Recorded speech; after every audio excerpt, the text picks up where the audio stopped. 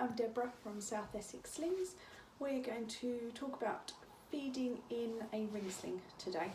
So I'm going to go through some different positions that you might be able to achieve using your ring sling and the safety checks that need to be looked for. This video is made as a reminder for those I've seen in person, not as a proper tutorial video. So I have baby in ring sling. You can see the other videos I've done for threading a ring sling and getting baby in a ring sling, but this is just the feeding one. So if I want to feed baby in an upright position, I can just find that top ring and lift it slightly to loosen the sling and then take baby down. Supporting behind baby's neck. If baby is older and has proper head and neck control, you may be able to have a hands-free feed in this position. If baby does not have head and neck control, then you will always need to be supporting just under their ears, just behind their neck there, not behind their head, because if your baby is down in your squishy area, then their airways can become covered quite easily. So supporting behind their neck allows their head freedom to move back if their airways get trapped. If you're trapping behind their head or using the material up over their head, it can potentially be quite dangerous. So we're going to support behind baby's neck, nothing behind their head. Take baby's nose to nipple, making sure their arms are either side of your breast or chest and allowing baby to latch on. Now, baby's airways are clear and visible to me at all times. If you feel more comfortable being covered, that's absolutely fine, but cover yourself, not your baby. You can use the tail of the ring sling to cover yourself, but do not cover your baby's head. You always need to have your eyes on your baby's airways, and you will then make sure that the fabric of the carrier is up to at least their neck there, or at least their armpits rather. You don't want it any higher than their neck, and you want their fabric to be supporting from their knees over their bottom, no higher than their neck. Baby's arms are cupping your breast or the bottle if we're bottle feeding, and baby's bum is in the pouch of fabric, and the fabric comes up between us at bum level, and supporting baby's head if necessary. If we wanted to do a cradle hold carry or horizontal carry, then start the same, loosen your rings slightly. So baby would be back up here, loosen your rings, take one hand onto the back of baby's head, the other one onto the opposite leg, lean forward slightly and turn baby round to the side. Need a little bit more, there we go. And then baby is too far up into my armpit at the moment, so I'm just going to slide the whole sling round until baby is in the correct position. And again, we've got breastfeeding specific, breast or chest feeding specifics, arms cupping breast, nose to nipple, and latch baby on. Then this arm can come in and support their head. In a horizontal feed, it will never be hands-free, no matter if your baby has head control or not.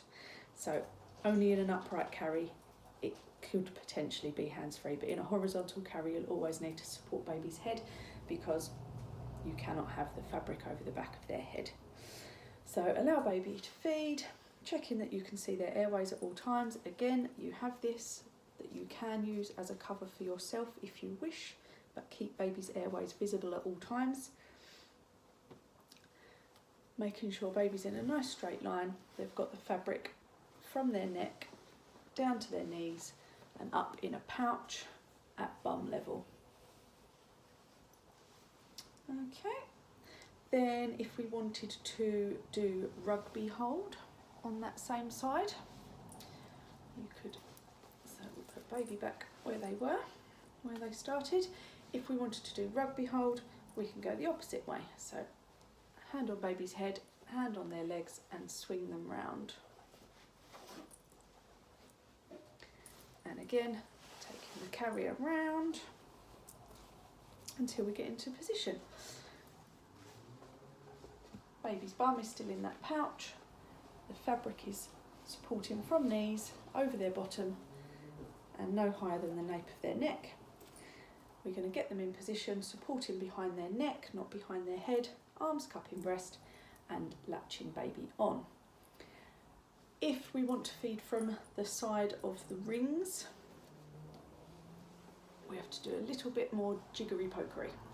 So baby starts here, we want to feed on this side. We loosen off, we take this arm out,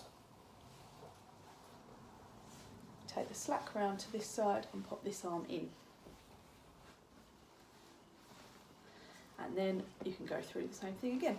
Again, taking them down to an upright carry. You can pop them round into a horizontal carry, or again into a rugby hold carry. Okay, if we want to bottle feed baby, we can do that. Pop everything back to how I started. There we go. So,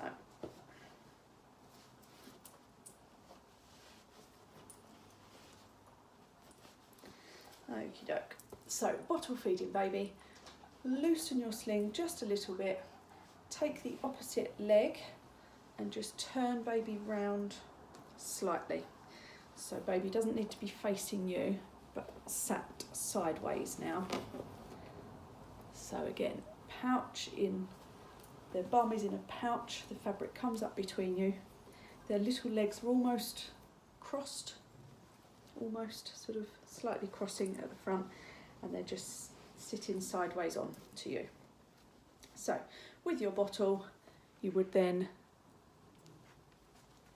put their arms either side of the bottle instead of breast or chest and let them feed like that. Again, we're using our arm for support because we don't really want to be trapping their head behind the fabric. You can use your arm for the support and feed them their bottle, and then when they've done, you can turn them round and pop them back where they were. So one more go through the safety checks. You will keep baby's airways clear and visible at all times. You will support baby's head in an upright carry if they do not yet have head support, and in a horizontal carry all the time. Baby's arms will be cupping the bottle or the breast. The fabric will sit from the knee pits and no higher than the nape of the neck, and baby's bum will be in the pouch of fabric with the fabric coming up between you. And that is feeding in a ring sling.